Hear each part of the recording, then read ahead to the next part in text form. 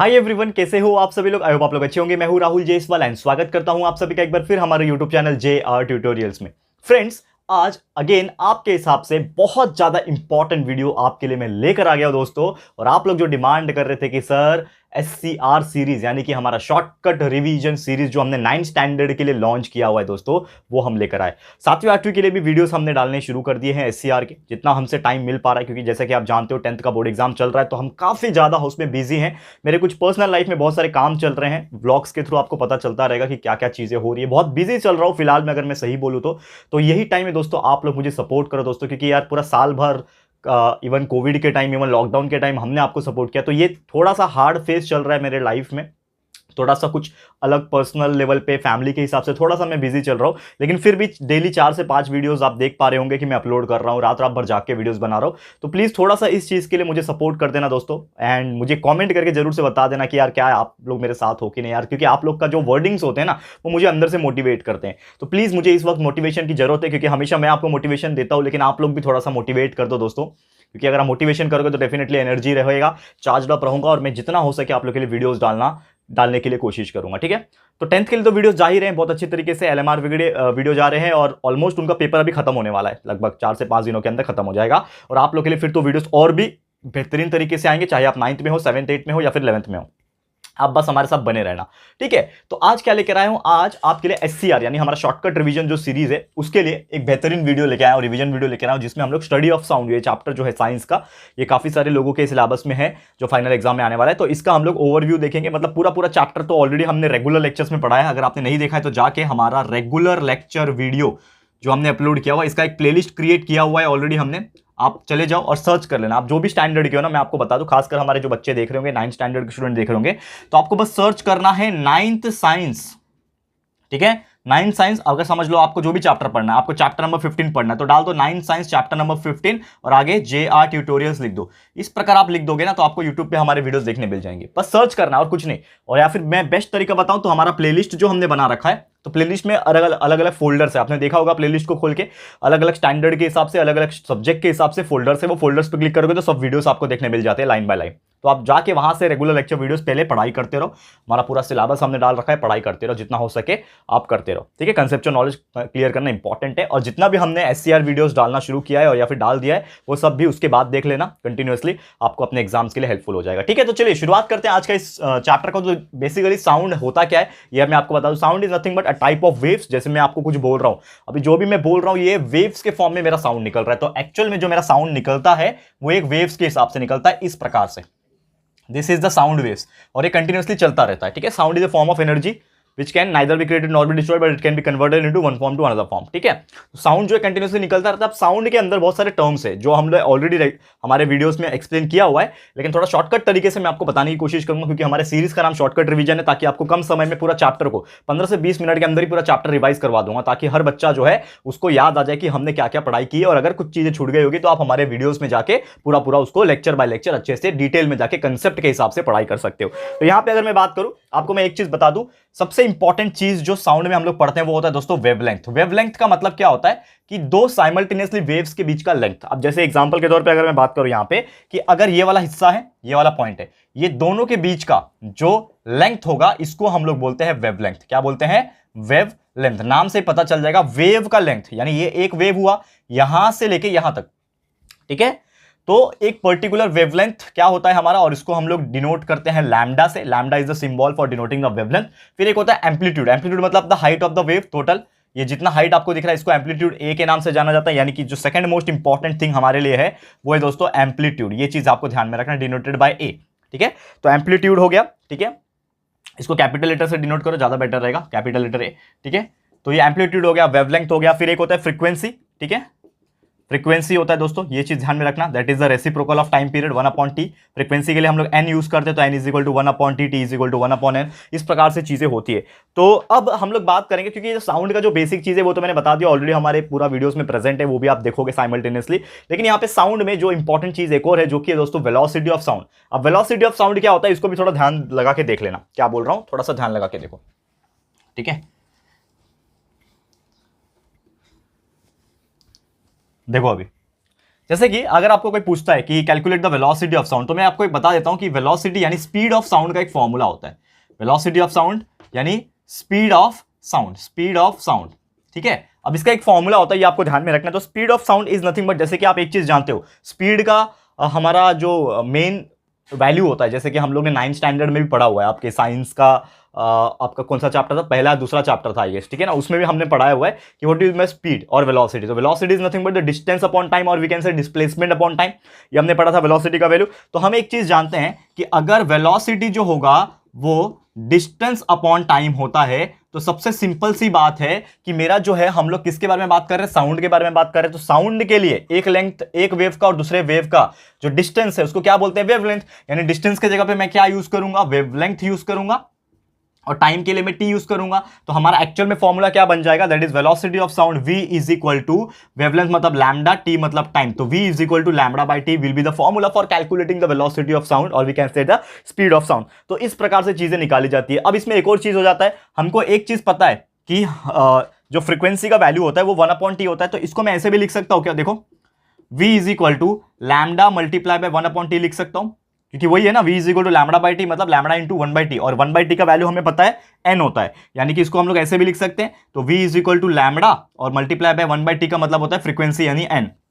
तो इसका मतलब ये हो गया, यानी कि अगर हमें वेलोसिटी का वैल्यू निकालना है, वेलोसिटी ऑफ साउंड का वैल्यू अगर हमें निकालना है दोस्तों, तो इसका फॉर्मूला क्या हो जाएगा, that is wavelength multiply by frequency. यानी कि अगर मैं फ्रीक्वेंसी को वेवलेंथ से मल्टीप्लाई कर दूंगा तो मुझे क्या मिल जाएगा, वेलोसिटी ऑफ साउंड मिल जाएगा। तो ये कुछ 2-3 फॉर्मूले हैं जो न्यूमेरिकल्स में भी पूछा जाता है, और न्यूमेरिकल्स मैंने कराया हुआ है, हमारे वीडियोस में जाके चेक करना। जैसे मैंने आपको बोला कि हमने पूरा पहले ही कंप्लीट करा दिया, तो हमारे वीडियो सेक्शन में जब जाओगे तो जाके एक बार चेकआउट जरूर से करना कि किस प्रकार से हमने इसके ऊपर न्यूमेरिकल्स कराया हुआ है। आज शॉर्टकट रिवीजन है तो शॉर्टकट पे ही जाएंगे दोस्तों, क्योंकि मैंने आपको ऑलरेडी बताया था दोस्तों, टाइम की कमी आपके पास भी है एंड थोड़ा सा मेरे पास भी है दोस्तों। तो हम इस हिसाब से जा रहे हैं। रिवाइज मतलब क्या होता है, जस्ट आपको याद दिलाना चीजों को, क्योंकि मेन तो वही वीडियो होता है ना जो आपने साल भर हमने आपको मेहनत करके पढ़ाया, मेन तो वही वीडियो से। अगर आप उसको देख ले हो, कंसेप्ट क्लियर हो जाएगा, उसके बाद ये रिवीजन करोगे तो आपका क्या हो जाएगा कि वो पढ़ा हुआ जो चीज है वो फिर से याद आ जाएगा। तो इसीलिए होता है रिवीजन, ठीक है ना। तो इसके लिए हमने शॉर्टकट रिवीजन सीरीज शुरुआत किया, ताकि आप लोग को फटाफट से मैं सब चीजों को धीरे धीरे रिवाइज करवा दूं जो जो आपके लिए इंपॉर्टेंट है।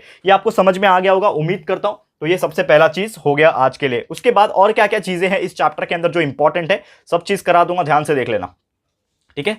ध्यान से देखो, इसको मैं रफ कर लेता हूं फिलहाल में। ये आपको समझ में आएगा, वेव क्या होता है, वेवलेंथ क्या होता है, साउंड क्या होता है, कैसे वेलोसिटी ऑफ साउंड निकालते हैं, क्या क्या फॉर्मूला होता है, ये आपको समझ में आ गया होगा। अब थोड़ा सा और ध्यान लगा के देखना दोस्तों, थोड़ा सा वीडियो और भी चीजें बताऊंगा वीडियो के अंदर, ठीक है ना। वीडियो को एंड तक देख लेना, आपको अच्छा लगेगा, ठीक है।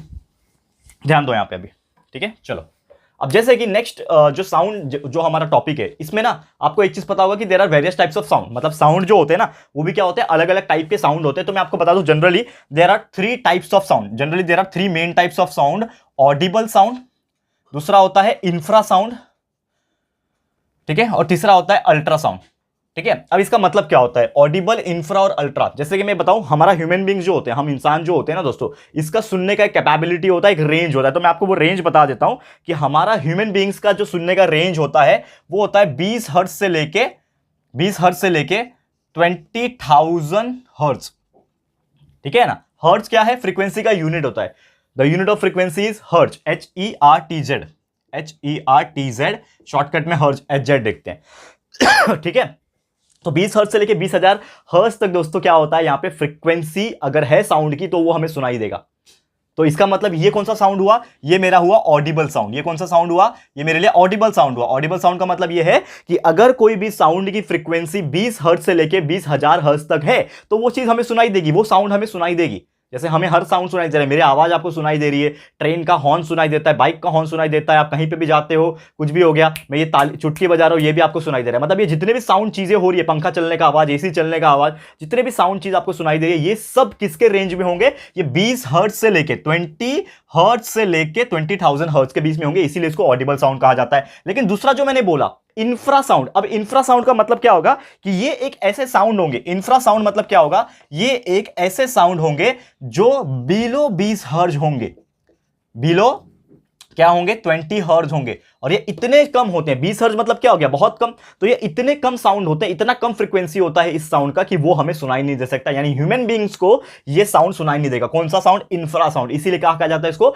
इंफ्रा साउंड, मतलब we can't able to hear the infra sound below the 20 hertz, ये हमको पता चलता है। और ये जो साउंड होता है मेनली जो हमारा अर्थ क्रस्ट होता है, जैसे कि आप जानते हो कि हमारी पृथ्वी गोल गोल घूमती है, हमारी पृथ्वी गोल गोल घूमती है, 24 घंटे में चक्कर काटती है कि नहीं, एक बार खुद का 24 घंटे में एक बार चक्कर काटती है, और 365 दिन पूरा साल में सन का चक्कर काटती है, ठीक है, रोटेशन एंड रिवॉल्यूशन, ये आप जानते होंगे। तो कभी आपने सुना है क्या कि पृथ्वी घूम रही है तो उसका आवाज निकल रहा है, या फिर हमारा अर्थ जो क्रस्ट होता है, जमीन का जो लेयर होता है, वो भी धीरे धीरे सरकता रहता है, ठीक है ना, आपने देखा होगा धीरे धीरे वो भी सरकता है, तो कभी साउंड सुनाई देता है। तो वो एक साउंड होता है इंफ्रा साउंड, वो कभी हम लोग जिंदगी में नहीं सुन सकते, बिकॉज वो 20 हर्ट्ज से बिलो उसका फ्रीक्वेंसी होता है, तो we can't able to hear that. तो एग्जांपल जो मैं बता रहा हूं इसको लिख लो कहीं पे, या फिर याद रख लेना, बहुत ईजी हो जाएगा। उसके बाद अगर मैं बात करूं यहाँ पे अगला जो साउंड है जो कि है अल्ट्रासाउंड। क्या बोल रहा हूं, अल्ट्रासाउंड। तो अल्ट्रासाउंड मतलब क्या होता है, नाम से देखो अल्ट्रासाउंड, अल्ट्रा मतलब यार बहुत तोप होगा, बहुत बड़ा तोप होगा ये। तो अल्ट्रासाउंड मतलब ऐसा साउंड जो अबाव कितने होता है, अबाव 20,000 हर्ट्ज होता है, यानी कि बहुत मोटा साउंड होता है, बड़ा साउंड होता है। इसको हम लोग इसको भी सुन नहीं सकते, अगर देखा जाए तो ये ह्यूमंस तो नहीं सुन सकते, ह्यूमंस जो है इसको नहीं सुन सकते, क्रॉस मार रहा हूं, यहां पे भी ह्यूमंस इसको नहीं सुन सकते, क्योंकि ह्यूमंस की सुनने का कैपेबिलिटी सिर्फ इतना है, इसके और इसके बीच में, तो ये तो इससे भी कम है, तो ये सुनाई नहीं देगा। ये 20 हर्ट्ज से 20,000 से ज्यादा है तो ये भी सुनाई नहीं देगा, ठीक है। लेकिन ये बहुत ज्यादा होता है फ्रीक्वेंसी, और हमें तो बिल्कुल सुनाई नहीं देगा, लेकिन इतना ज्यादा फ्रीक्वेंसी होता है कि ये इसको कहा जाता है अल्ट्रासाउंड। अब ये कहां इस्तेमाल होता है, किसके द्वारा इस्तेमाल किया जाता है, जैसे कि यहां पे जैसे आपने देखा होगा ये वाला बैट्स वगैरह देखा आपने, चमगादड़, तो वो लोग इको प्रोड्यूस करके वो लोग क्या करते हैं, कम्युनिकेट करते हैं एक दूसरे से, या फिर वो लोग अपने रास्ते में आने वाले रुकावट ऑब्स्टिकल्स से दूर हट जाते हैं। तो इस प्रकार की चीजें हो गई। या फिर अगर मैं बात करूं यहाँ पे और ये जो हम लोग इंफ्रा की बात करते हैं, तो इंफ्रा में क्या होता है, कुछ डॉग्स वगैरह जो होते हैं ना, मतलब जो डॉग हो गया, बैट हो गया, चमगादड़ वगैरह हो गया, डॉल्फिन्स वगैरह हो गया, ये सब क्या होते हैं ना, इंफ्रा साउंड को सुन सकते हैं। इसके लिए शायद आपने देखा होगा कि कभी भूकंप आने वाला होता है तो अर्थ क्रस्ट जो है धीरे धीरे हिलता है, तो इसके लिए पक्षी और जानवर को सबसे पहले पता चल जाता है कि कुछ तो होने वाला है। इंसान को पता नहीं चलता है भूकंप आने वाला है, लेकिन उन लोगों को पता नहीं कैसे पता चल जाता है, वो लोग पूरा हड़बड़ा जाते हैं। आपने देखा होगा पक्षी उड़ने लगते हैं, जानवर इधर उधर भागने लगते हैं, क्योंकि उनको समझ में आ जाता है इंफ्रा साउंड से, ठीक है। लेकिन इंसान को सुना नहीं देगा आवाज, तो उनको पता नहीं चलता है। तो ये हो गया अल्ट्रासाउंड, 20,000 से ज्यादा है तो ये तो बिल्कुल सुनाई नहीं देगा। तो इस प्रकार से चीजें यहां पे होती है, क्लियर है। तो उम्मीद करता हूं कि ये चीज आपको समझ में आ गया होगा अल्ट्रासाउंड। अब इसके बहुत सारे यूजेस होते हैं, मैं आपको बता दूं अल्ट्रासाउंड जो होता है ना, इसके क्या क्या यूजेस होते हैं, और ये बहुत इंपॉर्टेंट है, ये जो मैं करा रहा हूं ये बहुत इंपॉर्टेंट है। अल्ट्रासाउंड के यूजेस क्या है, यूजेस ऑफ अल्ट्रासाउंड। अब अल्ट्रासाउंड को ना एक और बहुत बेहतरीन नाम से जाना जाता है, अल्ट्रासाउंड को एक और बेहतरीन नाम से क्या बोलते हैं उसको, अल्ट्रासोनिक साउंड, अल्ट्रासोनिक साउंड के नाम से जाना जाता है। ये चीज ध्यान में रखना, क्या बोलते हैं, अल्ट्रासोनिक साउंड। अब आपने सुना होगा कभी भी ये किया जाता है, क्या बोलते हैं उसको, अरे वो कराते हैं ना हम लोग हॉस्पिटल्स में, ठीक है, सोनोग्राफी, ठीक है ना, मेरे को याद वर्ड मुंह पे ही था लेकिन निकल रहा नहीं था अंदर से, ठीक है। तो सोनोग्राफी आपने सुना होगा, ठीक है, सोनोग्राफी हो गया। तो एक ऐसा टेक्निक है जिसमें अल्ट्रासाउंड को पास किया जाता है, एंड उसके वजह से अंदर के जो ऑर्गन्स होते हैं ना, वो कैसा है, हेल्दी है, प्रॉपर चल रहे हैं कि नहीं, वो सब पता चलता है। इवन खासकर जब लेडीज जो प्रेग्नेंट होती है उसका जो स्कैनिंग वगैरह होता है वो अल्ट्रासाउंड होता है, आपने देखा होगा। बोलते हैं ना, अरे मेरे को अल्ट्रासाउंड कराने जाना है, अल्ट्रासाउंड कराने मतलब सोनोग्राफी कराने जा रहे हैं, तो अल्ट्रासाउंड साउंड का इस्तेमाल करते हैं मोर देन 20,000 हर्ट्ज का, जिसकी वजह से अंदर के ऑर्गन्स का पता चलता है, ठीक है। फिर साथ में कुछ प्लास्टिक्स को जोड़ने के लिए काम आ जाता है, प्लास्टिक को जोड़ने के लिए कुछ मेटल्स होते हैं, उनको क्रैक, मेटल्स के अंदर जो क्रैक होते हैं ना, क्रैक उसको देखने के लिए, जैसे कि मेटल का टुकड़ा है उसमें से अल्ट्रासोनिक साउंड पास करेंगे, अगर पास हो गया इजीली तो समझ जाएंगे वहां पे क्रैक है, पास नहीं हुआ तो मतलब क्रैक नहीं है। तो इस प्रकार से चीजें होती है, ठीक है ना। ह्यूमन बॉडी का इंटरनल इमेजेस निकालने के लिए काम आता है। फिर मिल्क को स्टरलाइज करने के लिए, क्योंकि अल्ट्रासाउंड पास करते हैं तो कुछ बैक्टीरिया वगैरह होते हैं वो किल हो जाते हैं, तो मिल्क को स्टरलाइज करने के लिए, बैक्टीरिया को किल करने के लिए वहां पे इस्तेमाल किया जाता है, ठीक है। हार्ट बीट को स्टडी करने के लिए, दैट इज सोनोग्राफी टेक्नोलॉजी को रीड करने के लिए यहाँ पे एको कार्डियोग्राफी जिसको हम लोग बोलते हैं, उसका इस्तेमाल अल्ट्रासोनिक साउंड पे किया जाता है, ठीक है ना। इंडस्ट्रीज में, ठीक है ना, जो कुछ ऐसे डेलिकेट पार्ट्स होते हैं मशीन्स के, ठीक है ना, वहां पे क्लीन करने के लिए जहां पे हाथ नहीं पहुंच सकते वहां पे अल्ट्रासाउंड का पास यूज किया जाता है। तो ऐसे कई सारे यूजेस है, इसको अच्छे से पढ़ लेना। मैं आपको वही बोलूंगा, ऑलरेडी मैंने पूरा पढ़ा दिया ये चैप्टर को, तो अच्छे से पढ़ लेना। एक और बहुत ही बेहतरीन टॉपिक है इसके अंदर जो हमें पढ़ना है, जो कि है रिफ्लेक्शन ऑफ साउंड,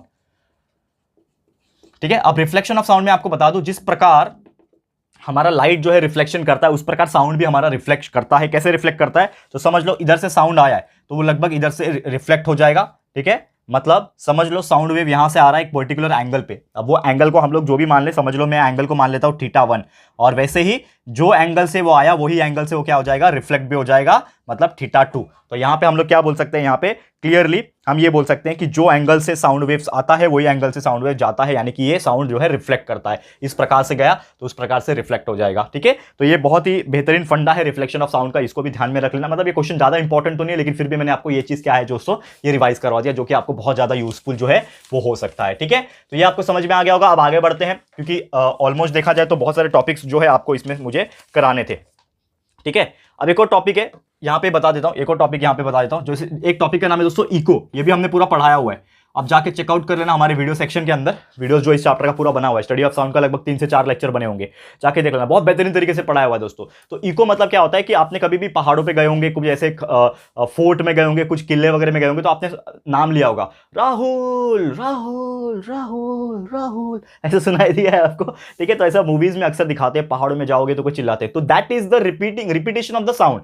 ठीक है ना, which are created by some technology. Technology मतलब वो टेक्नोलॉजी नहीं, एक कुदरत का टेक्नोलॉजी है। ठीक है ना, मतलब हम जब कुछ साउंड को पास करते हैं तो वो मल्टीपल टाइम्स टकराता है जाके, एंड जिसके वजह से हमें मल्टीपल टाइम्स जो है उसकी आवाज निकलती है विद द डिक्रीजिंग फ्रीक्वेंसी।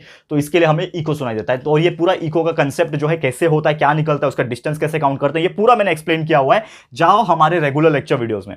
ये शॉर्टकट रिवीजन का मतलब यही है दोस्तों कि आपको हर चीज में याद दिलाओ कि यार ये चैप्टर के अंदर ये टॉपिक है, तो हम उस चीज को करा रहे हैं, लेकिन मेन काम है आप लोग को हमारे रेगुलर वीडियोस देख के ही कंप्लीट करना। ये चीज मैं बार बार बोल रहा हूं दोस्तों, क्योंकि पूरा 4-4, 5-5, 6-6 लेक्चर एक एक चैप्टर का कराया दोस्तों, उसको वापस से रिपीट कराना it is next to impossible, जैसा कि आप जानते हो, क्योंकि उसको कराने में पूरा साल भर लगा है। मतलब एक्चुअल में जो मेन पढ़ाई है दोस्तों वो वही है, लेकिन ये चीज आपको बस आपको रिवाइज करानी की, तो ये वीडियो तो आपके लिए हेल्पफुल रहेगा, लेकिन उससे भी कई ज्यादा यूजफुल जो हमने पहले से ही करा रखा है उसको देखना होगा। रिपीट वीडियोस को देखो जाके, ठीक है ना, एक बार देख चुके होंगे तो वापस से देखो, आपको सब पूरा चैप्टर याद आ जाएगा। 4 लेक्चर पढ़ाई करना मतलब मुश्किल से 2 घंटे का काम है।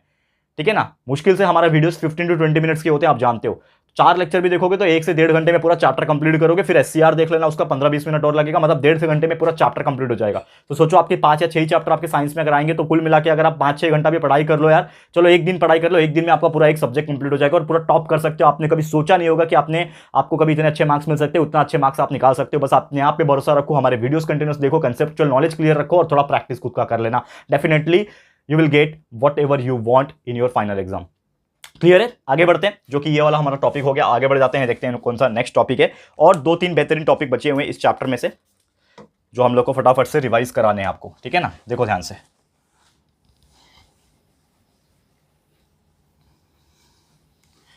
ध्यान से देख लेना।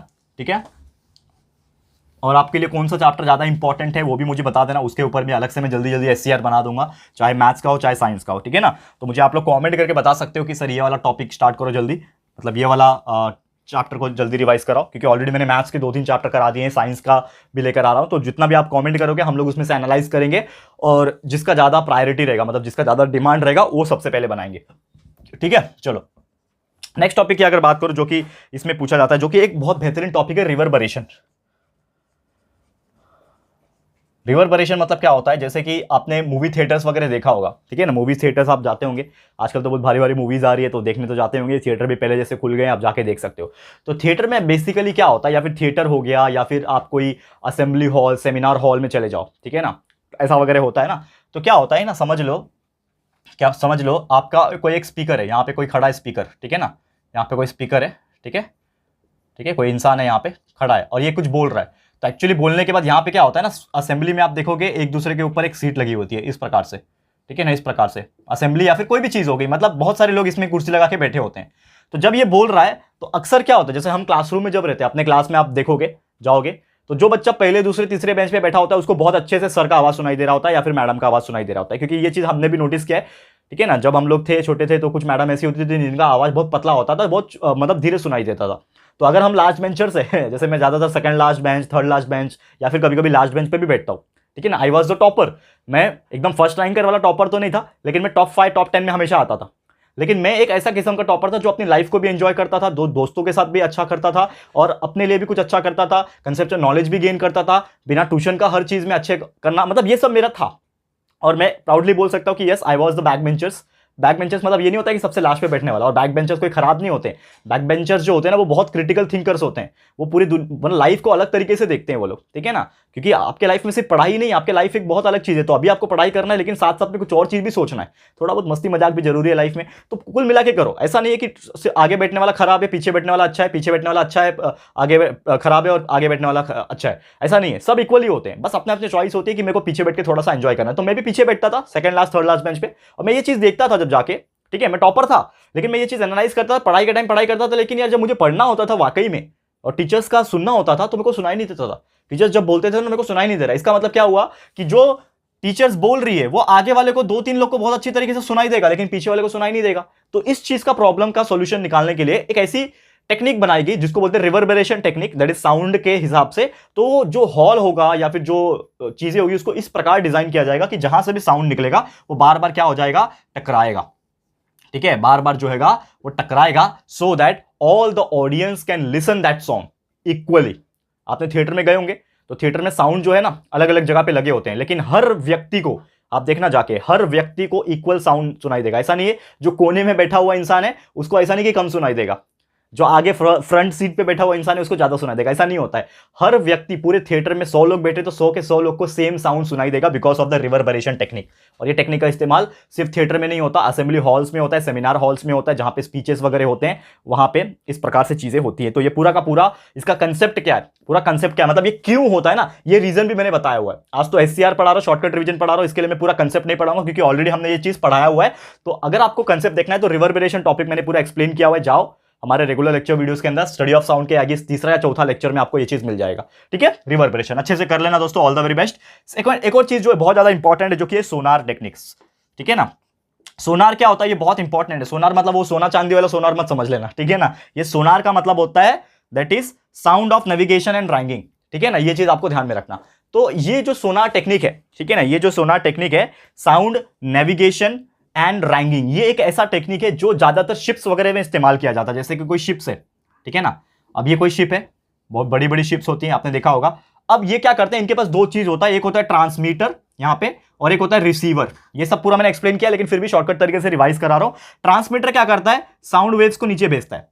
ट्रांसमीटर क्या करेगा, साउंड वेव्स को नीचे भेजेगा। कहां पे, अब ये समुद्र के ऊपर चल रहा है ना, ये जो शिप है वो तो समुद्र के ऊपर चल रही है, ठीक है, तो ये क्या करेगा, नीचे भेजेगा। ठीक है, अब ये जहां पे जमीन होगा, क्योंकि समुद्र की गहराई भी एक लिमिटेड है ना, मतलब 300 मीटर, 400 मीटर, 500 मीटर, 1 किलोमीटर अंदर तक, उससे भी गहरा होगा ज्यादा से ज्यादा, लेकिन एक अंत तो आएगा ना, मतलब समुद्र का एकदम नीचे वाला हिस्सा जो आएगा उससे जाके साउंड टकराएगा, एंड टकराने के बाद रिटर्न आएगा। क्योंकि जैसे मैंने रिफ्लेक्शन ऑफ साउंड आपको पढ़ा है इसके पहले छोटा सा, कि साउंड टकराने के बाद रिटर्न भी आता है। ठीक है, तो वही एंगल से वो रिटर्न भी आएगा। जब वो रिटर्न आएगा तो ये जो रिसीवर होगा यहाँ पे, ये आपका ट्रांसमीटर है, ये आपका रिसीवर है। तो रिसीवर वो साउंड को क्या करेगा, कैच करेगा, और ये ऑब्जर्व करेगा कि कितना टाइम लगा उस साउंड को नीचे जाने में और कितना टाइम लगा उस साउंड को ऊपर आने में। उस हिसाब से वो डिस्टेंस निकालेगा कि समुद्र की लहर से और नीचे जो गहराई है वो एक्चुअल में कितना डेप्थ है। और इसके ऊपर न्यूमेरिकल्स बहुत पूछते हैं, सोनार टॉपिक के ऊपर न्यूमेरिकल्स बहुत पूछते हैं, जाके देखो हमने कराया हुआ है न्यूमेरिकल्स भी, 1-2 न्यूमेरिकल्स कराया हुआ है। इसलिए मैं बार बार बोल रहा हूं कि हमारे रेगुलर लेक्चर वीडियोस पहले पूरा देख के कंप्लीट कर लो, फिर ये एससीआर जो है वो आपको बताऊंगा। और एससीआर देखने के बाद भी आपको रेगुलर लेक्चर वीडियो पे जाना पड़ेगा।